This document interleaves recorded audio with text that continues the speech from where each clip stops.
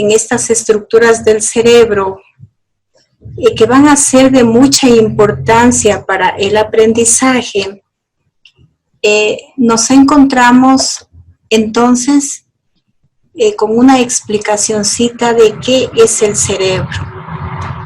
Entonces, el cerebro de un ser humano adulto pesa aproximadamente 3 libras y tiene el tamaño de una fruta, como es la toronja en su tamaño grande. Su cobertura externa presenta una serie de pliegues y una apariencia arrugada como la de una coliflor. Se compone principalmente de agua en un 78%, grasas y proteínas, y su textura suele ser suave. Por eso se dice, mis jóvenes, que el mejor tipo de alimentación que podamos tener la absorbe el cerebro. De ahí que es necesario que nosotros en nuestra alimentación consumamos una cantidad muy importante de agua. Pero, ¿cómo está estructurado el cerebro? Fundamentalmente, tenemos una parte muy importante que es la corteza cerebral. Es una capa delgada con un grosor similar al de la cáscara de una naranja, aproximadamente de menos de 1/4 de pulgada. La corteza cerebral es la materia gris arrugada del cerebro. Sus pliegues permiten que la corteza cerebral tenga una superficie mayor y por lo tanto un mayor número de neuronas y de conexiones neuronales. Recordarán que la existencia de las neuronas permite que se desarrolle el aprendizaje de la mejor manera por sus conexiones intersinápticas y también por los neurotransmisores que actúan en cada sinapsis. La corteza cerebral tiene 2 hemisferios, un hemisferio derecho y un hemisferio izquierdo, cada uno de los cuales se compone de 4 lóbulos. El lóbulo occipital, sí, que recordarán que decíamos que es el responsable del aspecto visual. El parietal, el lóbulo parietal, que se encuentra por sobre la estructura del cráneo. El temporal, que se encuentra a la altura de los oídos. Y el lóbulo frontal, que se encuentra prácticamente en la parte anterior, conocida como la frente. Este lóbulo frontal desempeña un papel importantísimo, ya que se encarga de la atención que brindan, especialmente ante un conocimiento nuevo. Asimismo, una parte importantísima de esta estructura del cerebro es el tallo cerebral y la formación reticular. ¿En dónde se ubica el tallo cerebral? Entonces, el tallo cerebral se ubica en la base del cerebro, ¿no? Que se encarga de las funciones del sistema nervioso autónomo, aquellas funciones que son de características involuntarias por medio de la formación reticular. ¿Pero qué es la formación reticular? La formación reticular no es sino una red de neuronas y fibras encargadas de regular el control de funciones corporales básicas como la respiración, la frecuencia cardíaca, la presión sanguínea, el movimiento ocular, la salivación y el gusto. Miren, chicos, que estas funciones básicas parecen muy sencillitas, pero son aquellas que aseguran la vida. Mire, si nosotros no tuviésemos una respiración adecuada, si empezaría a desmejorarse la frecuencia cardíaca. Si tuviéramos una manifestación de presión sanguínea, ya sea con valores altos o con valores bajos, influyen en esta parte tan importante que es de la conservación de la vida. La salivación como primer proceso de digestión y también el gusto. Por lo tanto, la formación reticular también está involucrada en los niveles de conciencia, como son el sueño y la vigilia. Entonces, esta formación reticular, cuando por ejemplo usted ingresa a un espacio oscuro, a un espacio cerrado, inmediatamente relaciona con el descanso. De ahí que, por ejemplo, en los espacios donde usted descansa, no es aconsejable tener luces, por ejemplo, no es aconsejable que en su dormitorio existan pantallas, que existan ordenadores, porque por esta luz que provoca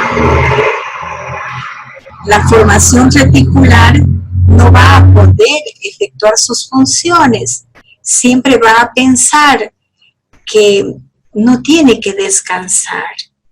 De ahí que para la producción de ciertas hormonas, como por ejemplo del crecimiento y de ciertas sustancias como la melatonina, necesitamos que para que se formen, estar en espacios completamente oscuros.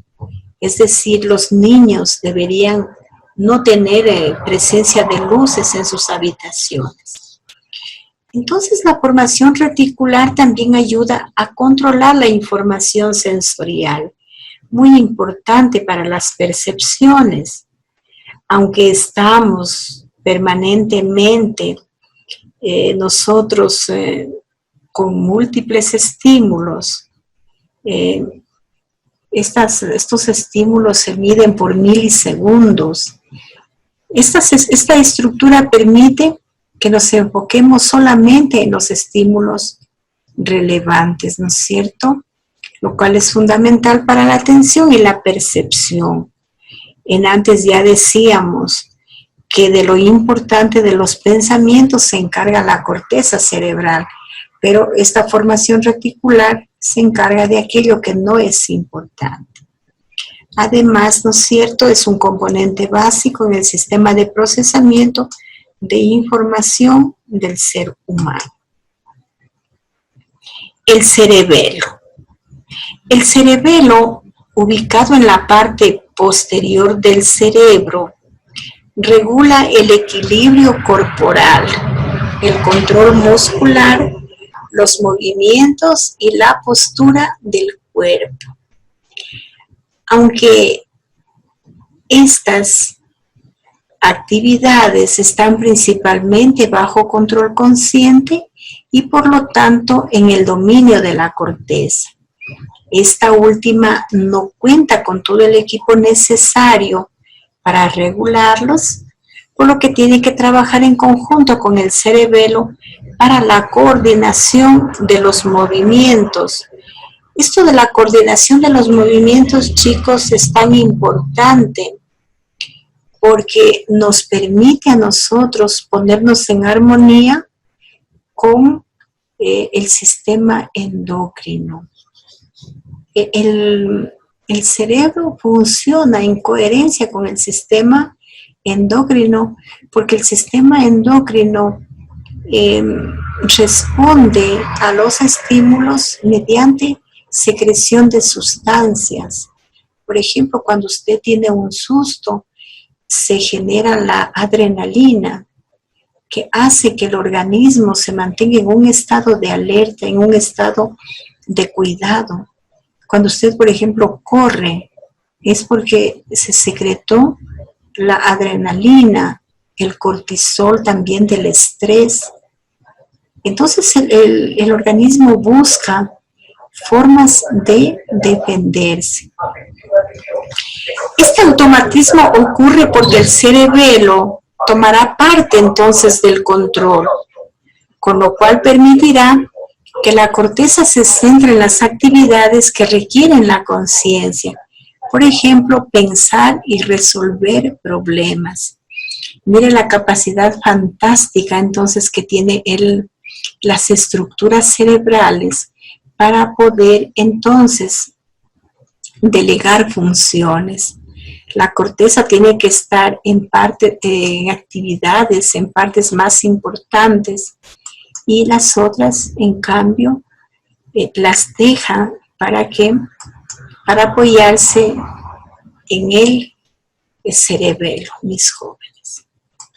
Continuando con estas estructuras del cerebro, vamos a conversar un poquito sobre el tálamo y sobre el hipotálamo. Esta parte de aquí oscurita corresponde al tálamo, y también esta parte pequeñita que ustedes aquí pueden identificar corresponde al hipotálamo. Pero ¿en dónde se ubican estas estructuras cerebrales tan importantes? Por encima del tallo cerebral se encuentran dos estructuras del tamaño de una nuez, el tálamo y el hipotálamo.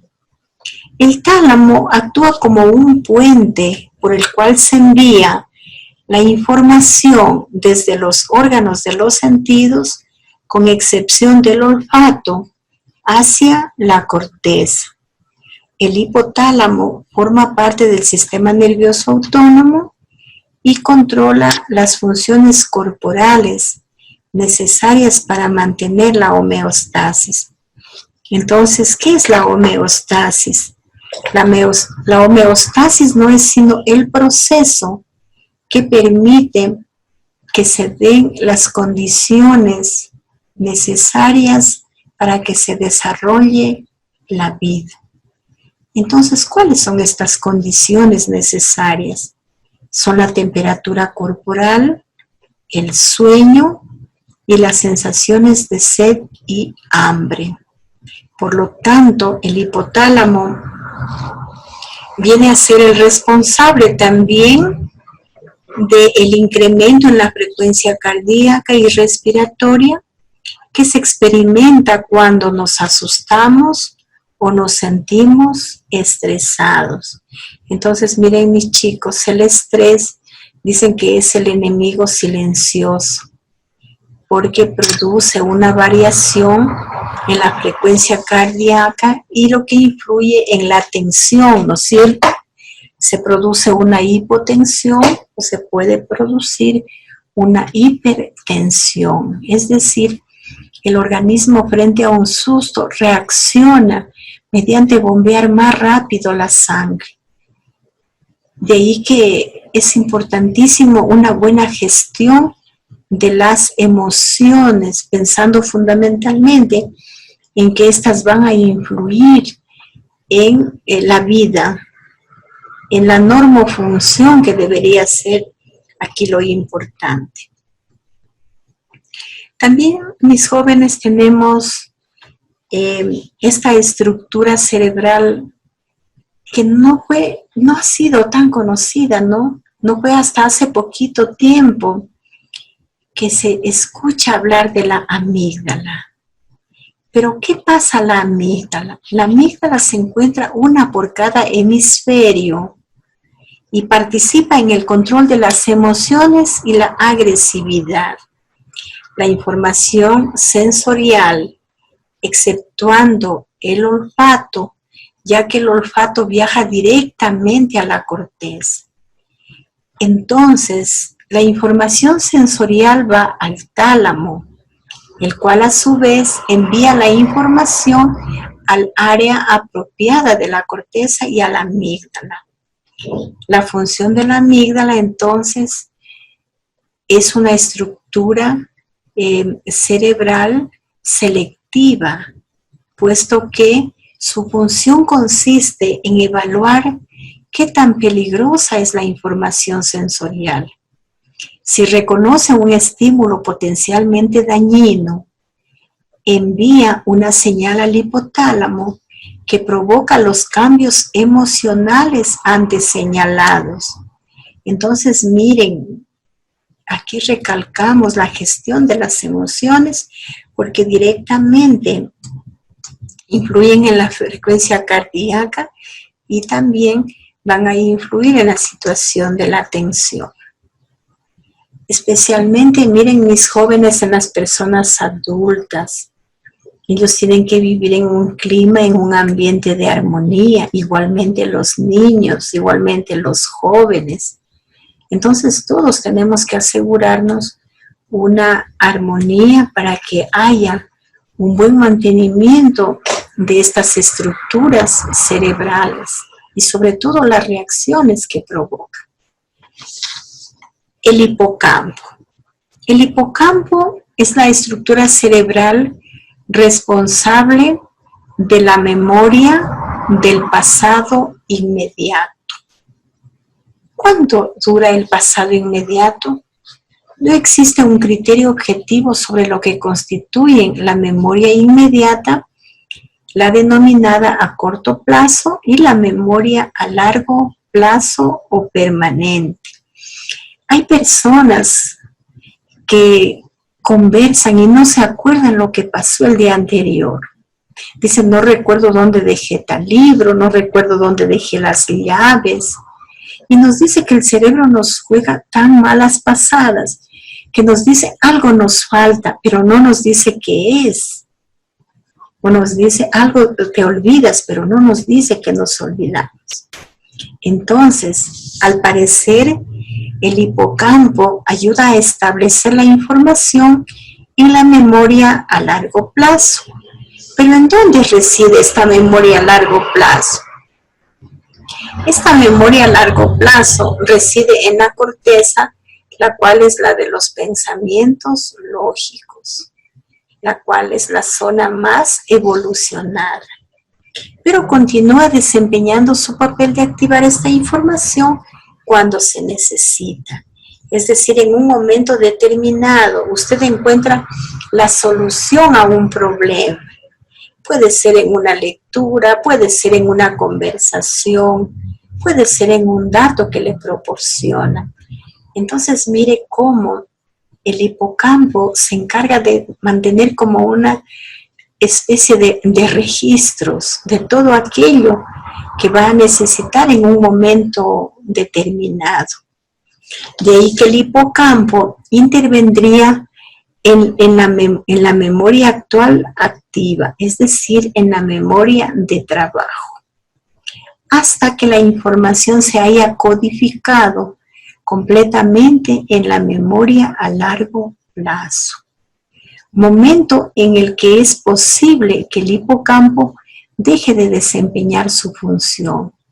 Entonces, chicos, cuando ustedes estén en una conversación, cuando ustedes estén en una lectura de un libro, cuando ustedes estén observando un programa, aprendan a escuchar entre líneas. Ese es el mensaje a lo mejor que están necesitando. A veces nosotros en la comunicación ponemos barreras. No nos comunicamos para escuchar, sino nos comunicamos para contestar. Entonces, tengamos o no tengamos razón, no escuchamos. Y a veces el escuchar nos permite tener conocimiento, tener un enfoque diferente de aquello que nosotros pensamos, ¿sí? Un aspecto muy importante a considerar también en las estructuras cerebrales es el cuerpo calloso. A lo largo de todo el cerebro, el encéfalo, del frente hacia atrás, existe una banda de fibras conocidas como cuerpo calloso. ¿Sí, mis jóvenes? Entonces, la cual se divide en dos mitades o hemisferios y los conecta para el procesamiento neuronal. Esto es fundamental porque gran parte del procesamiento mental ocurre en diferentes lugares del cerebro y a menudo involucra a ambos hemisferios.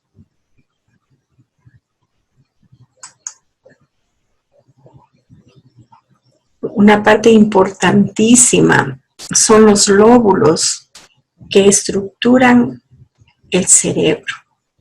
En la parte posterior tenemos los lóbulos occipitales del cerebro que participan principalmente en el procesamiento de la información visual.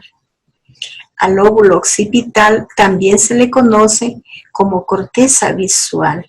Por ejemplo, usted siempre se protege la parte posterior del cráneo, evita golpearse, se apoya en un codo, se apoya en el hombro, pero instintivamente usted levanta la cabeza.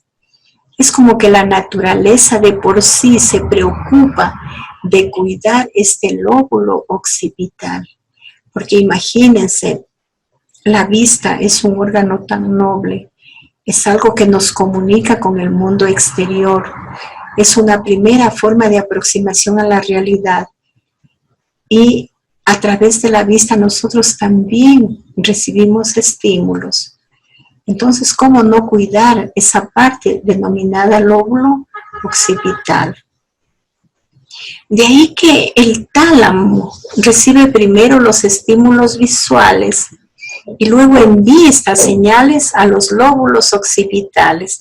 Por eso yo alguna vez les decía que es como que la vista toma una fotografía y que en un momento determinado no estamos observando, no estamos sacando las fotografías que tenemos archivadas. Aquí se llevan a cabo varias funciones, como la determinación del movimiento, el color, la profundidad, la distancia y otras características visuales. Una vez que se dan estas determinaciones, los estímulos visuales son comparados con la información almacenada en la memoria para determinar el reconocimiento o la percepción. De esta manera, se reconoce un objeto que coincide con un patrón almacenado. Cuando no hay coincidencia, se codifica un nuevo estímulo en la memoria. La corteza visual debe comunicarse con otros sistemas del cerebro para determinar si un estímulo visual coincide con un patrón almacenado.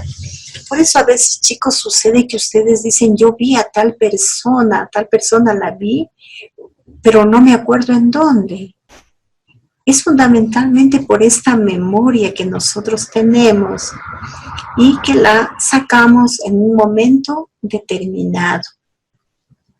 Las personas hablan, dicen de una memoria genética, de una memoria celular, de una memoria general, de una memoria colectiva, porque nosotros no somos los de ahorita, somos el producto de una evolución. Todo este tiempo hemos evolucionado hasta encontrarnos como estamos en estos momentos. Entonces, chicos, el famoso déjà vu que dicen, yo ya estuve en este lugar, dicen en algún momento. Las personas pueden controlar fácilmente su percepción visual, obligándose a poner atención en ciertas características del ambiente y a ignorar otras.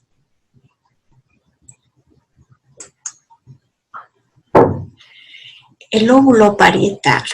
Los lóbulos parietales, localizados en la parte superior del cerebro, son responsables del sentido del tacto y ayudan a determinar la posición del cuerpo y a integrar la información visual. Los lóbulos parietales poseen una sección anterior y una sección posterior. Entonces, miren, los lóbulos parietales no están aislados, sino que actúan en armonía. La parte anterior recibe información del cuerpo con respecto al tacto. Nosotros aprendemos también con el tacto. Nosotros notamos las estructuras. Los niños en sus primeros años aprenden con el tacto. La temperatura, la posición del cuerpo y las sensaciones de dolor y presión. Cada parte del cuerpo tiene ciertas zonas en la parte anterior que recibe la información que éste envía y la identifican con exactitud. La parte posterior integra la información táctil para brindar una conciencia corporal espacial o para conocer la posición del cuerpo en todo momento. Es decir, usted tiene conciencia del estar aquí por su conciencia corporal que tiene. Los lóbulos parietales también pueden aumentar o reducir la atención a diferentes partes del cuerpo.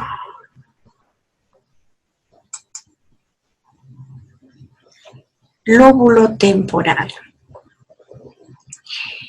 En los lóbulos temporales en número de 2, localizados en un costado del cerebro, son responsables del procesamiento de la información auditiva. Son los que se encuentran, ¿no es cierto?, a la altura de los oídos. Reciben información auditiva como una voz u otros sonidos. Esa información se procesa y transmite a la memoria auditiva para determinar el reconocimiento. Luego el reconocimiento puede conducir a la acción. Los niños pequeñitos escuchan la palabra y una vez que escuchan la palabra van asociando a un fonema, es decir, a un sonido. Antes de ni pensar en escribir la palabra, ya saben el sonido de la palabra. En la zona donde los lóbulos occipital, parietal y temporal se cruzan en la corteza del hemisferio izquierdo, se encuentra el área de Wernicke, la cual nos permite comprender el lenguaje y utilizar la sintaxis adecuada cuando hablamos. Esta área trabaja de forma estrecha con otra zona ubicada en el lóbulo frontal del hemisferio izquierdo, conocida como área de Broca, que es necesaria para hablar. Entonces miren, jóvenes, cómo la zona auditiva se pone en armonía con la zona del lenguaje. Generalmente las personas que no escuchan, a veces y en la generalidad, no pueden expresarse, porque como les decía, los niños chiquitos primero escuchan el sonido de la palabra, el fonema, ¿sí? Y luego van a la forma de la palabra. Si bien estas áreas fundamentales de procesamiento del lenguaje están situadas en el hemisferio izquierdo, muchas partes del cerebro trabajan en conjunto para comprender y producir el lenguaje. Aspectos tan importantes porque también el lenguaje es un gran apoyo para el aprendizaje. Cómo nos comunicamos adecuadamente, cómo aplicamos lo que tiene que ver con la semántica, con la sintaxis, cómo nos hacemos entender, cómo emitimos un mensaje.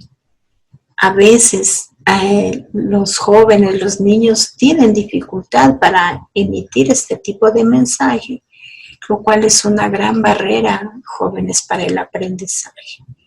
Entonces, algo está sucediendo, algo está pasando en estos lóbulos que no se consigue un aprendizaje adecuado.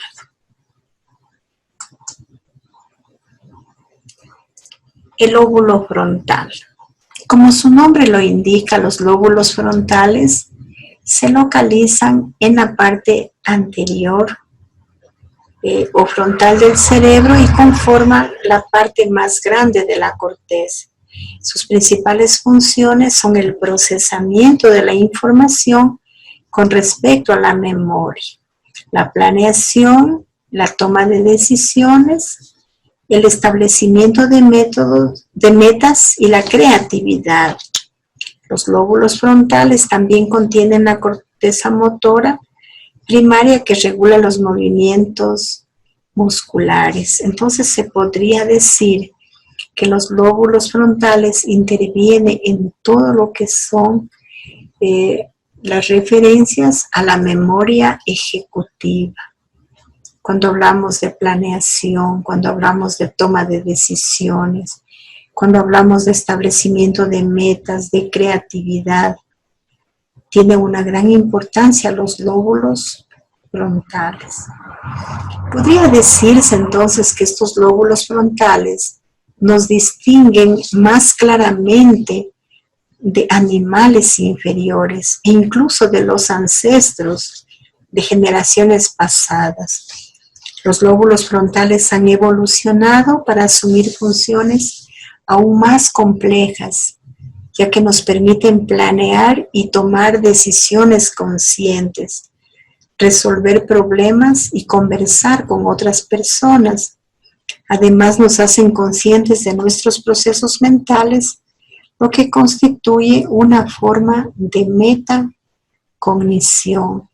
Entonces, miren chicos, procesos mentales superiores, como por ejemplo, la comprensión, la aplicación, el análisis, la síntesis, procesos mentales como la creación, como la evaluación, entonces se da lugar aquí.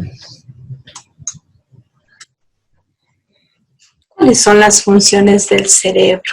Ya lo afirma Wolff 2001, que alrededor del 400 a.C., Hipócrates ya habló de la dualidad del cerebro.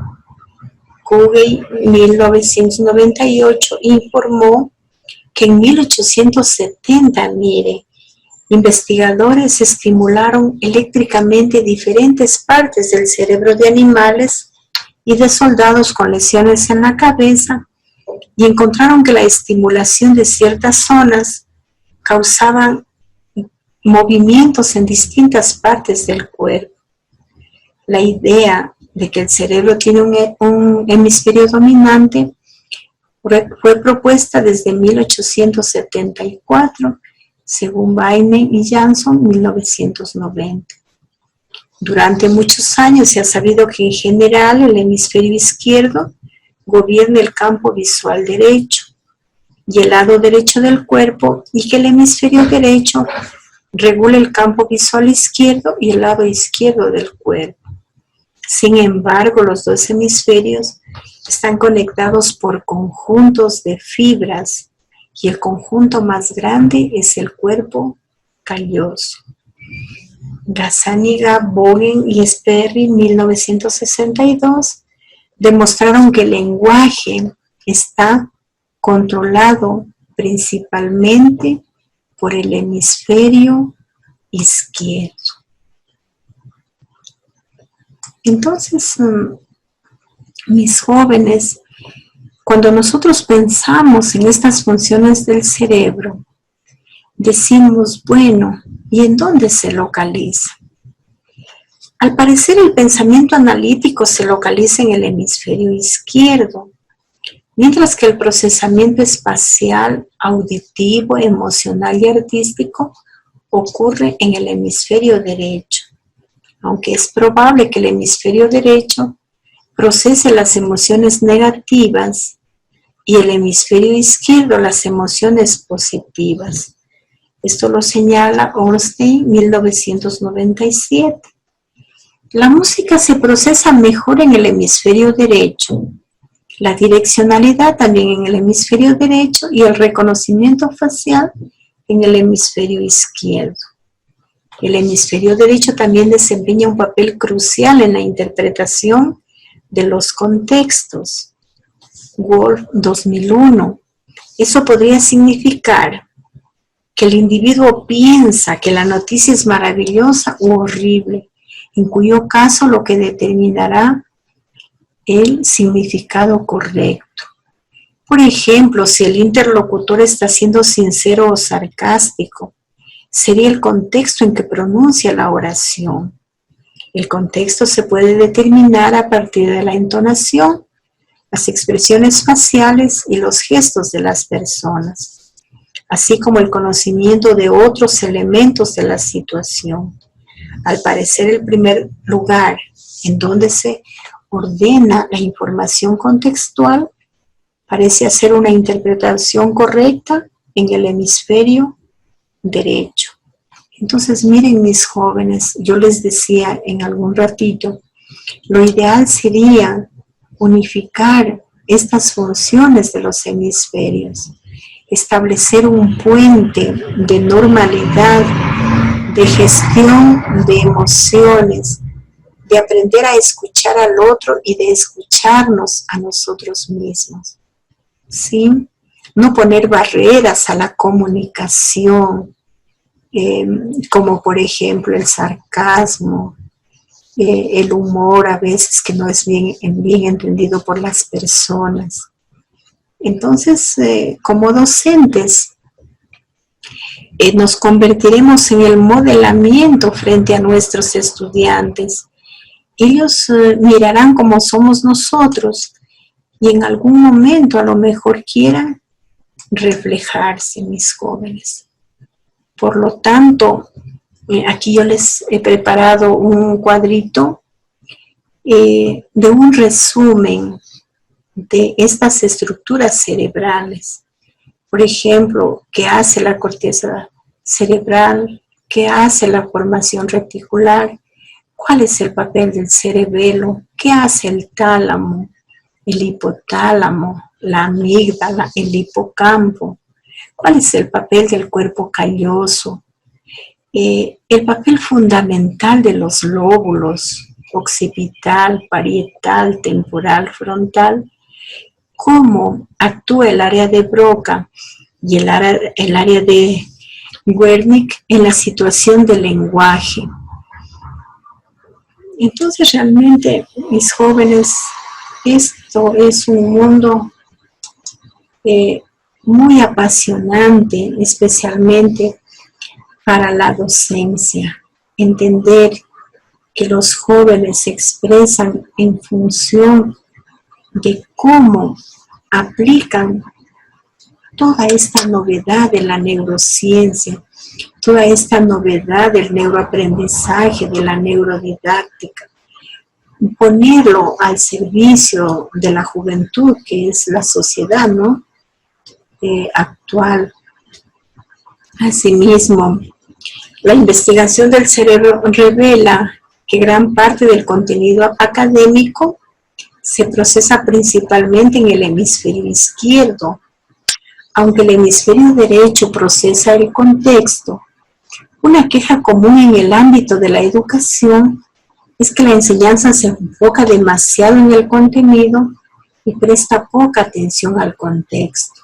Enfocarse sobre todo en el contenido produce un aprendizaje que suele estar desconectado de los eventos cotidianos y que básicamente carece de significado. De ahí que nos preguntamos, ¿este contenido para qué tipo de aprendizaje me sirve? ¿Sí? Entonces, para podernos entender mejor, para saber que la evolución del cerebro permitió que ahora el aprendizaje sea mucho más rápido, que los estudiantes ahorita están en capacidad de relacionarse con muchos más estímulos y sobre todo que la información ahorita es veloz, que la información en este momento la pueden adquirir ya no necesariamente leyendo un libro, sino ya tienen otras formas visuales de adquirir el conocimiento. Ya el conocimiento ya está en otros idiomas, ya está en otras formas. Entonces se sugiere que para lograr que el aprendizaje sea significativo y por lo tanto crear más conexiones nerviosas extensas, los profesores deberían incorporar la mayor cantidad de contextos posible. Aquí hay un ejemplo que dice que Cathy Stone está impartiendo una unidad sobre las mariposas a su grupo de tercer grado. Los alumnos están estudiando el material de un libro y Cathy les muestra fotografías con diferentes mariposas y una película. para lograr que relacionen este aprendizaje con el contexto. Katy utiliza otras actividades, un museo local, cuenta con una zona de mariposas, donde estos animales viven en un ambiente controlado. Katy lleva a su grupo a visitar el museo para que vean el mundo de las mariposas. La exposición incluye una exhibición que muestra las distintas fases de la vida de las mariposas. Las diferentes actividades sirven para que los niños relacionen las características de las mariposas con factores contextuales que involucran a su desarrollo y ambiente. Por eso, chicos, ustedes que van a ser docentes de ciencias naturales, tienen un gran escenario de aprendizaje que es la naturaleza. Porque a veces se enseña con una planta en un gráfico, se enseña con una planta en la pizarra, dicen. Pero el ambiente natural debería ser el más recomendado. Entonces, esto es tan importante que nos dan algunos ejemplos, como por ejemplo aquí nos señala el estudio de la historia, cómo hacerlo más llamativo para los chicos. ¿Sí? Primero, nosotros debemos partir de que cada uno de los estudiantes tiene su propia forma de entender. Cada estudiante es un mundo diferente. Él lo va a entender desde su historia, desde su forma de ver las cosas. Esa forma de ver las cosas se denomina paradigma. Entonces, chicos, es importantísimo que aprendan ustedes a escuchar cómo ellos comunican su aprendizaje. Conocer los procesos psicológicos aislados de las situaciones reales a menudo deja a los estudiantes preguntándose cómo es que estos se podrían aplicar a las personas. Cuando Gina Brown habla sobre los procesos piagetanos en el desarrollo infantil, por ejemplo, el egocentrismo pide a los estudiantes que en sus prácticas busquen ejemplos de conductas infantiles que indiquen tales procesos. Gina hace lo mismo con otras unidades en el curso para garantizar que el aprendizaje de contenido se relacione con los contextos, es decir, que los estudiantes vean cómo los procesos psicológicos presentan manifestaciones conductuales. Entonces,